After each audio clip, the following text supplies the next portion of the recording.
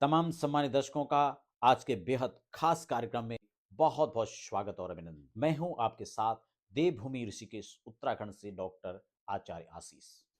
हम बात कर रहे हैं वर्ष 2026 के राशिफल। क्या शुभ अशुभ परिणाम आपके जीवन में आ सकते हैं, क्या संभावनाएं रहेंगी। ज्योतिष संभावनाओं अवसर का एक विज्ञान है। इसी आधार पर क्या संभावनाएं रहेंगी, क्या सावधानियां आपको बरतनी है और कौन से उपाय किए जा सकते हैं जिससे आने वाला वर्ष और भी बेहतर साबित हो सके। इसी पर हमारी डिटेल में चर्चा रहेगी। खास बात ये आपकी राशि पर आधारित रहेगा, आपकी कुंडली पर। नए दर्शक हैं तो फटाफट चैनल को सब्सक्राइब कर लीजिए, बेल आइकन प्रेस कर लीजिए, ताकि आने वाली भी जो अपडेट्स हैं, चाहे वो ज्योतिष की, आध्यात्मिक की, वैदिक पूजा पाठ की, वो सभी जानकारियां आपको मिल सके। विशेष हमारे कार्यक्रम में क्या रहेगा, क्योंकि राशिफल तो आपने बहुत सारे देख भी लिए। हमारे राशिफल कार्यक्रम में आपको हमने जिस प्रकार से डिजाइन किया हुआ है, वो प्रत्येक महीने के हिसाब से क्या ग्रहों का परिवर्तन रहेगा, उसके क्या परिणाम रहेंगे, उस पर शुभ और अशुभ प्रभाव दोनों पर एक साथ चर्चा रहेगी।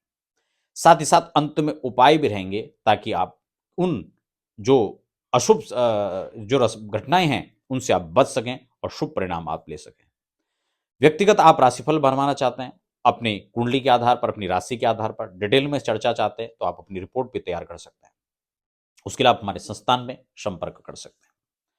हर व्यक्ति चाहता है जीवन में प्यार, कारोबार, निजी जीवन में किस प्रकार से परिवर्तन आए, प्रमोशन कब होगा, पदोन्नति कब होगी, उसकी ट्रांसफर अनुकूल कैसे मिलेगा, विदेश यात्राएं कैसे होगी, शिक्षा में हर एजुकेशन के लिए कैसे, कहां, किस क्षेत्र में हमें जाना चाहिए, बच्चों को लेकर, खुद को लेकर बहुत सारी चिंताएं मन में स्वाभाविक है। तो इसीलिए हम आज डिटेल में इस पर चर्चा करेंगे। आने वाले वर्ष में आप गाड़ी खरीदना चाहते हैं, मकान खरीद चाहते हैं, दुकान के लिए आप प्रयास कर रहे हैं, बिजनेस करें, व्यापार करें, नौकरी करें, इन सब चीजों के लिए उसको लेकर के अगर आपके मन में इस प्रकार के संकल्प और विकल्प उठ रहे हैं, तो आप इसी हिसाब से तैयारी कर सकते हैं। अब इस क्रम में हम कुंभ राशि की बात कर लेते हैं। कुंभ राशि के जो जातक इस कार्यक्रम को देख रहे हैं, आप इस बात को समझ लीजिए कि आप एक नए और सुखद भविष्य की नींव डालने जा रहे हैं। इसलिए 2026 हर मायने से आपके लिए विशेष और महत्वपूर्ण है। क्या क्या सावधानी रखनी है, किन बातों को लेकर आपको आगे बढ़ना है, कौन कौन से महीने किस प्रकार से रहेंगे, डिटेल में हम इसको समझ लेते हैं। एक बात तो आप समझ लीजिए, साढ़े साती का दौर है, संघर्ष का दौर है। राह आसान तो होने वाली नहीं है, बिल्कुल सरल नहीं है, लेकिन डगमगाते उबड़ खाबड़ रास्तों में भी चलकर अगर हम मंजिल प्राप्त कर लेते हैं तो इसमें ही सफलता है। अगर हम गृहस्थितियों को विचार करें तो यहां पर आपका शनि संघर्षशील स्थिति को, आपको संघर्षशील जो परिस्थितियां वो यहां पर पैदा करता हुआ नजर आ रहा है। संघर्ष जीवन को निखारता है, इसमें कोई भी दो राय नहीं है। अगर हम राहु को देखें तो राहु आपके लग्न स्थान पर विराजित है। तो इस स्थिति में जो यहां पर गोचर जो दर्शा रहा है, आने वाले समय की जो आहट है, शनि वर्ष भर धन स्थान पर रहेंगे, लग्नेश बनकर रहेंगे। धन की परिस्थितियों को देखा जाए तो पिछले साल की वजह उसकी अपेक्षा यह साल अच्छा जा सकता है। यहां पर राहु पूरे साल भर, जैसे मैंने कहा, लगन में रहेगा, तो स्वास्थ्य की थोड़ा सा परिस्थितियां प्रतिकूल हो सकती हैं, खासकर जो बुजुर्ग हैं, महिलाएं हैं, बच्चे हैं, ऑलरेडी जिनको पहले से कोई दिक्कत चल रही है, उनको खासम यहां पर ध्यान रखने की आवश्यकता है। अदरवाइज हम यहां पर देखें तो वो थोड़ा चिंता, भ्रमिक स्थितियां पैदा हो सकती हैं, दाम्पत्य जीवन में खटास आते, love partner, life partner, business partner, संबंधों में थोड़ा कहीं ना कहीं मतभेद की परिस्थितियां उत्पन्न हो सकती हैं। इसलिए एक चीज और भी यहां पर देखें, आपके साथ धोखा हो सकता है। प्रेम संबंधों के मामले में देखा जाए, बिजनेस व्यापार के संबंधों में देखा जाए, तो यहां पर आपके साथ धोखा हो सकता है। इन चीज को भी दिमाग में बैठाकर रखना होगा। अगर हम शुरुआती दौर में देखें तो गुरु की शुभ दृष्टि से पूर्वार्ध तो अच्छा जाएगा, पुरुषार्थ आपका बढ़ता हुआ नजर आ रहा है, धन की परिस्थितियां अच्छे होंगे, यात्राएं यहां पर हो सकती हैं, अच्छे लोगों से आपके संपर्क होंगे, नए कॉन्ट्रैक्ट आपको मिल सकते हैं। ये अनुकूलता है स्टार्टिंग में यहां पर देखी जा सकती है। जनवरी फरवरी कुछ नई योजनाओं पर काम कर सकते हैं। नई योजनाएं, जो पूर्व निर्धारित योजनाएं तो उन पे भी काम होगा और कुछ नई योजनाओं पर आप काम कर सकते हैं। ये आपका शुरुआती दौर दिखा रहा है। जो अधूरे प्रोजेक्ट है उनको भी आप आगे बढ़ा सकते हैं। दाम्पत्य जीवन में थोड़ा प्रेम के साथ मतभेद भी नजर आ रहा है। बच्चों और बुजुर्गों को स्वास्थ्य का ध्यान यहां पर रखना होगा, जैसे मैं आपको पहले ही बता चुका हूं। मार्च की परिस्थितियों को अगर हम देखें तो सूर्य पर मंगल का संचार, सूर्य मंगल का संचार राशि पर हो जाएगा। जब सूर्य मंगल का संचार यहां पे देखेंगे तो आपके नेचुरल सी चीज है कि इसमें आय की वृद्धि होगी, सूर्य मंगल का कॉम्बिनेशन बनेगा राशि पर, तो आय में वृद्धि यहाँ पर हो जाएगी। साथ साथ में हम ये भी इसमें अगर देखें तो जो प्रमोशन के लिए प्रयासरत थे, अनुकूल ट्रांसफर के लिए प्रयासरत थे, उनके काम यहाँ पर बन सकते हैं।